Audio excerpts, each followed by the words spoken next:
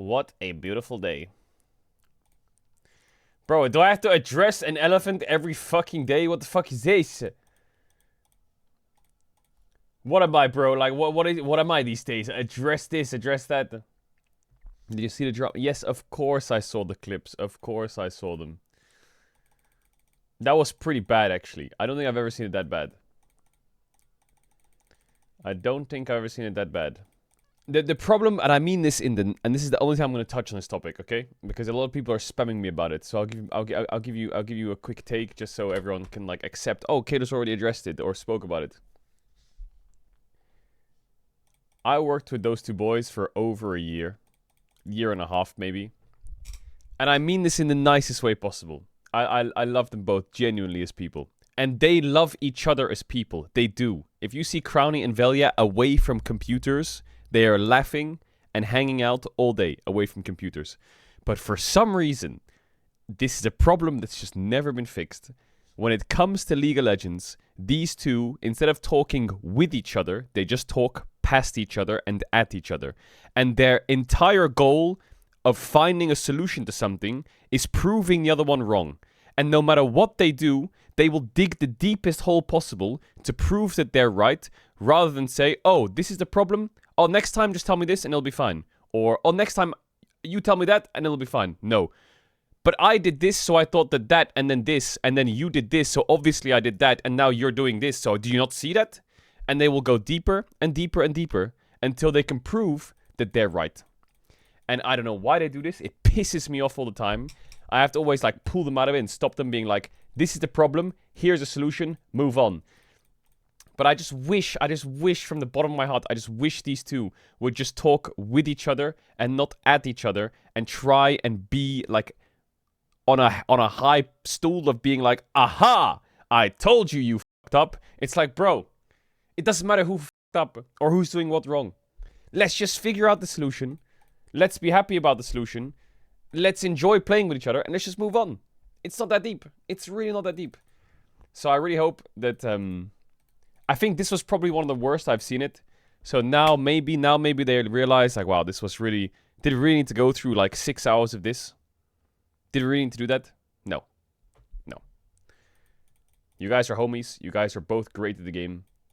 Let's just move on, find our solutions together, and fucking win some titles, okay? That's my only thing.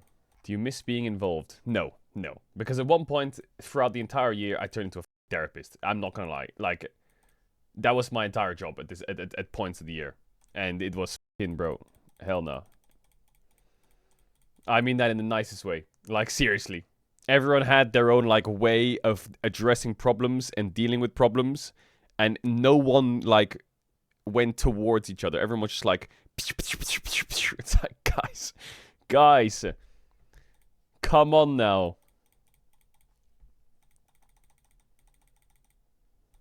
Let's just fucking, bro, we're not 14 years old. You know when 14-year-olds are like, or 13 when you're in school and you're like, yeah, well, my dad was in the army. Oh, yeah, well, my dad can call his friend and he can fucking do this. And oh, well, my brother was a kickboxer. Bro, who cares, man? I wish they would just... I guess a good solution is listen to each other's intentions rather than the words that they're saying. Because they misconstrued or they realign what's said to fit their narrative of, oh, wait, he's saying I'm boosted. Wait, he's saying that I inted him. No, he's not. He's not saying that. He's just saying that that's what he wants. So you're saying that I actually got gapped by this guy and he's better than me. No. No, I didn't say that. I said that he had this. And you didn't. And that's okay. So just tell me that next time, and it'll be okay. You know? So, yeah. I hope they take a lot of learnings from this, because that was probably one of the worst I've seen it. Jesus. Double Lift, Pobelter, and Natinat were VOD reviewing with them? What the fuck do you mean they were VOD reviewing with them? They had an 8-hour review. They had an 8-hour review over 3 levels of the game. About the same point.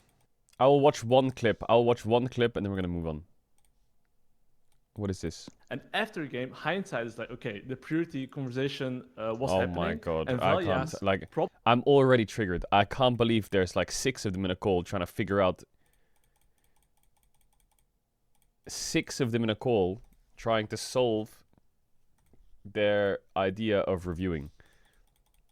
Like, if this is actually serious, then bro.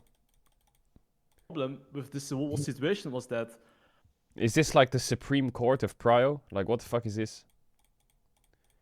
Guys, it's not that deep, bro. Just next time, if it gets this bad, bro, I should just join this call. Bro, it's not that deep, guys. he just didn't have your priority. And I think the conversation started.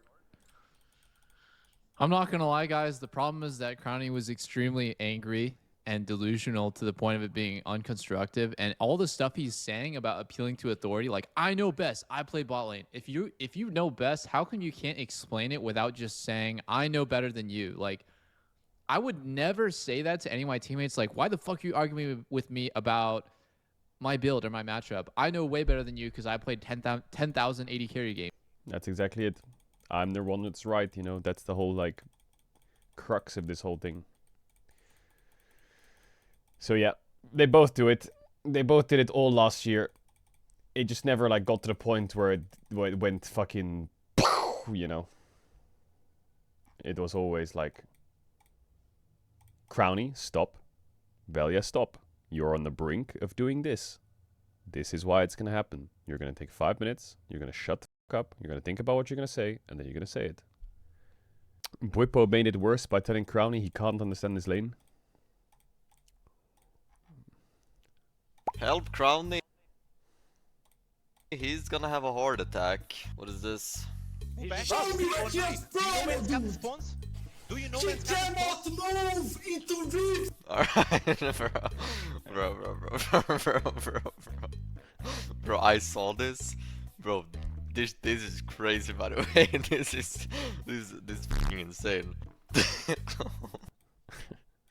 Baus insta-closed it. He recognized it the second it happened, and he was like, nope, I'm out of here. In your opinion, is Bwipo's review of pro play games, he comes across as passive-aggressive but super direct? I mean, I don't know. It's all like... The way people review is all different, right? So I'm not going to sit here and say he's wrong or this person's wrong. But personally, I do think that there's this like stigma around pro players recently in the last few years where it's based to be direct. And it's like, you're fucking inting me. You don't do that. And I don't think they really understand how emotions work when you walk up to someone and approach them with your based opinion, being like, you're fucking boosted. Stop inting me. And they think that this is a good solution to tell them that they feel that you're bad and you should play better next time. And their intention by saying it is, I want you to play better. But what they're actually saying doesn't sound like that. They're just calling you shit. So when the person who played bad is told that, obviously they don't just go, aha, you want me to play better next time. Fantastic. I'll do that. Thank you for the feedback. No. They just go like, what the fuck? They either react by saying, no, f you, you're boosted, or they think that they're dog shit and they lose all their confidence, right? So personally, I don't really like just walking up to someone being like, you're fucking trolling. I think that you need to just butter code your words a little bit to get better conclusions faster and not hurt people's emotions. Being like, I think you kind of misplayed here. If you did this, I think it will be better. That sounds much better than you're fucking inting me, stop inting me, you always int me, every time I think about it, you int me. And so it just depends on how you view reviews. I feel like the reason Bwipo probably says that is probably during his time on FlyQuest, that's how they did reviews. I'm just going to go on out of whim and guess that on FlyQuest, they just said, you're fucking inting me. And that's just how they improved. But you can't just copy-paste that on other players, especially if they have their own view on the game. So if you come to someone and say, you're fucking inting this bot matchup, I think I could play it better than you, then someone might react and snap and be like, what the fuck are you saying? You think you can play this better than me? Explosion. So, yeah, I think that reviews are all based on the players you have and the way that they see the game and their way they take feedback, right? So, that's why some players don't work in some teams, some players work in some teams. So when it comes to Bwipo, I feel like Bwipo is a very direct person. He has a very, very, very, very, very, very strong opinion on the game that I don't think you can question him on that much. And he will, in reviews, take that opinion and he will unleash it on what he sees on the screen. And that's fine. Then the team will play the way Bwipo wants the team to play, you know? But if the players in that team disagree or don't take the way that he says it well by being like, you're not playing the game right here, do this instead, idiot, or like says something passive aggressive, then That's a barrier that you either break down by making them submit to your opinion, or you break them a little bit. A player might like lose his confidence to the point, like let's say you gaslight, or you passive aggressive, or you break them down by being toxic as shit, or whatever it is, to the point where they actually lose confidence, or they see that you're right. They'll think, yeah, you're right. Maybe I'm just stupid. Fuck, you know. But I think it all comes with good intent. The problem is the way pro players review is the way that they word things versus what they're thinking is just always wrong. It's like if you actually get to the crux of their point, it's nothing to do with the words that they said. So yeah, if people in pro play, I think half the job of a coach is to get the players, to actually say what's on their mind rather than what came out their mouth, you know? Like half the job of a coach is to instill conversations and make people open up by asking questions.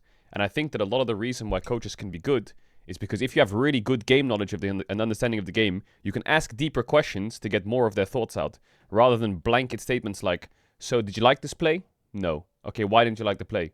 You can be like, okay, I guess you didn't like the play probably because you took a bad base. And if you took a bad base, you lost your push, right? So how do we stop you taking a bad base? Is that the reason you're pissed off, you know? So I think that when it comes to coaching, you can sit there and point at a minimap being like, I want you to shift. And teach them how to shift, sure. But I think like modern day coaching, especially with players who are insanely good, like who have been playing for 10 years, like I don't think you need to take Reckless and point to the minimap and say, you need to shift here. He will see it without me even saying it. What you instead need to do is make it so the players like come to conclusions on how they view the game and understandings, right? Like some teams are fucking psychotic and they will send it on a bot crab level 4 and they will draft for that and they'll play for that. Some teams won't, and maybe a jungler's played one style and a support's played the other, and now you need to align them on their vision of the game and what's best for the team, you know? Like a very good example is Baus loves the side lane. Didn't like the group that much. So what does that mean? Well, as a team that maybe now is a very big team fighting team, we've got a top laner that likes to be a bit selfish and sit on a side a lot. So we have two options. We have to teach Baus how to group, or we adapt as a team and not do it. But for the first 10 games, it's gonna be shitty. Baus, why the fuck aren't you TPing here? Why is my top laner pushing top tier to its soul point? You know? So that's just an example of what the game would look like if you don't actually talk to each other and figure out, okay, this is how you play, this is how I play. How do we play? You know? And instead what's happening sometimes is if you don't have that person to mediate the conversation, it's just, I want you to play like this, and I want you to play like that. And then that's just a fucking nuke until one of you caves in, or you just hate each other. And you just raise each other's voice higher and higher and higher until someone's right. Or someone gets emotionally hurt, and then you feel bad or whatever, I don't know. So, when you say your question of like, is Whippo's way of viewing correct? I think it works for some people, it doesn't work for others, right? It just needs to be mediated properly, and what Whippo thinks comes out, what the other player thinks comes out, and then, yeah. And I think that's what the coach's job is most important, outside of, like, game knowledge and drafting and all that stuff. I definitely think coaches have a lot of responsibility, but I think if you don't have the emotional maturity as a coach to handle conversations, and you just let players unleash on each other and talk without actually getting their thoughts out, then you're cooked as a coach. Yeah, Yamato wasn't there yesterday, so that's probably a big reason why it happened. But I do think there's more to it, you know, like let's say the coach is the mediator of the players and the players can't come to the conclusion. Oftentimes the coach's decision is the final decision, you know. And if the coach isn't trusted by the players, then his decision will just be ignored. But what I'm basically alluding to is like, I think that there's different levels of coaching. You can be a really soft coach and just let them kind of get away with a lot, but make sure that they're coming to good conclusions. Or you can be on the other side, which is a strong coach, and tell them to shut their dumbass up in a nice way. Tell them that this is the answer and they will follow this answer. And this is the way they will see the game, because this is your way of seeing the game, and you will draft like this for them. That's the range of coach. And when you kind of are with a team for about a week, you can kind of grasp which player needs which coaching and what the team style is. And then in that week, you can decide what part of the scale you're going for, you know. In my opinion, normally you start a bit harder, you know. Because if you start soft, you've already lost any, like, agency you have in being a bit more, like, direct or whatever the fucking word is. Like, I think CV Max for sure comes across as a coach that is, like, on the hard side of the scale. I think Tabe is probably, like, medium to, like, slightly more hard, you know. He looks like he's pretty rough, but he also looks like he's a very understanding person. Like, the way he talks is very well, my players think this and they trust me and, you know, this and this and this. I think when it comes to draft, I think Tabe is like super assertive. But I think he's more of like a dad figure to the team, is my thing at least. I think Koma, I don't know Koma very well at all, but he seems like middle to soft side. He seems like he likes getting everyone... He likes to get everyone to talk about things and like get conversations going and involve Faker probably and get Zeus in back in the days, you know, and get everyone to talk. So yeah, I think different teams need different things, and some coaches are better at other things. And like, if you told me to do CV Max's job the way he's doing it, and like get an unleash, I can't do that. I'm not the kind of person that can unleash on someone. I can't do that. Yeah, soy. Pretty clean actually. What about Spawn? I feel like Spawn is in the middle sometimes. I think Spawn is sometimes really hard, and Spawn is also sometimes really soft, you know?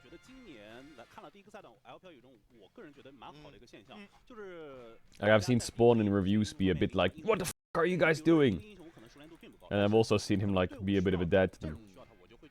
Sometimes you go from soft to hard in the same review.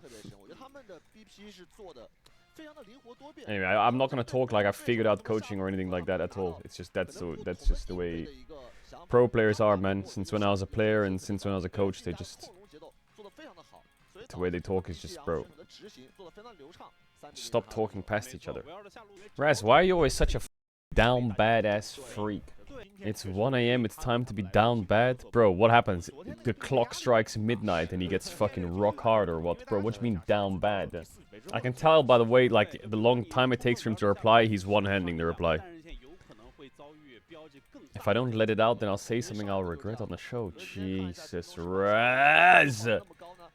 Think Witchcraft? Yeah, bro, the boys will be fine. They're always fine. Crowny and Velia will start 6-7ing after the games. They'll start, like, calling each other on FaceTime and hanging out in after games or whatever. Have you had worse in your team? I think this was pretty bad from an outside perspective. I don't think LR had something that bad. We had definitely situations similar, but we didn't have it, like, escalate to that level. But I think the worst I've ever had was in one of my teams many years ago in a gaming house together. My mid laner played a matchup really bad, level 1 to 3, and one of my players got punished for it because he got dove. And then that laner began to unleash on him so hard that he made my mid laner cry. And my mid laner had to leave. And then we had to cancel the block after the first game, and we got blacklisted by that team. That was the worst I've ever seen. I was a jungler at the time. What about Tarzan? You played with him?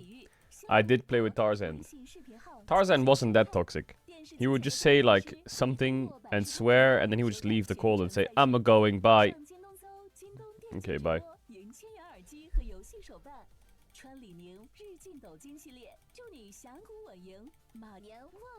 He was like, just cancel this fucking scrims. I don't want to play with you guys. You're all so boosted, and he would just leave the call.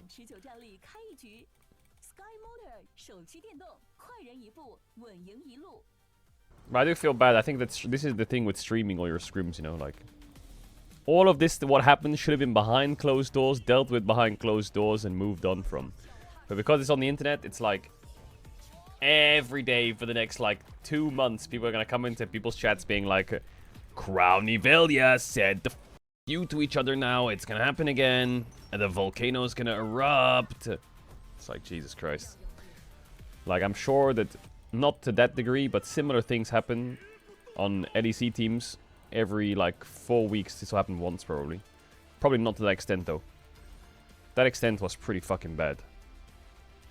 They probably just get upset at each other and don't talk to each other for like 5 hours.